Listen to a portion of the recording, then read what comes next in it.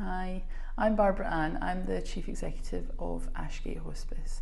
I'm speaking to you today because you might have seen already that we've had to announce to our staff that we are proposing job cuts and service reductions. Our local NHS hasn't provided the funding that we need, not to put too fine a point on it. The NHS provides about 1/3 of what it costs for us to offer our care to the people of North Derbyshire. And in recent years, as you can imagine, in real terms, the value of that funding has been going down.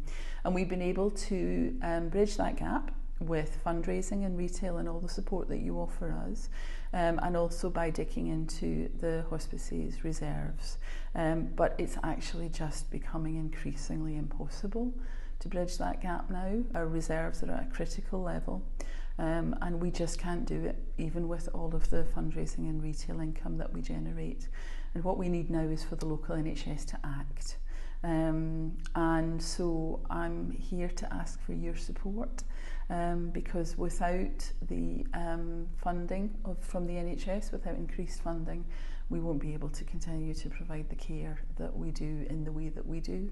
And I know we've had your support so many times before, not just in terms of running marathons and putting money in buckets and leaving us legacies and shopping in our shops, but also things like writing to your MPs, and that's some of what we'd like to ask you to do now.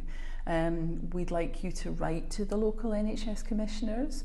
We'd like you to write to local MPs. We'd like you to raise your voices in support of the care that we provide, to talk to your families, your friends, to share our social media posts. Help us to act now for Ashgate so that we can make sure that our community still has the care that you need and you have the right to, that expert, compassionate, palliative and end-of-life care into the future. Thank you for standing with us. Your voice and your support really does mean the world to us, and it really does make a difference.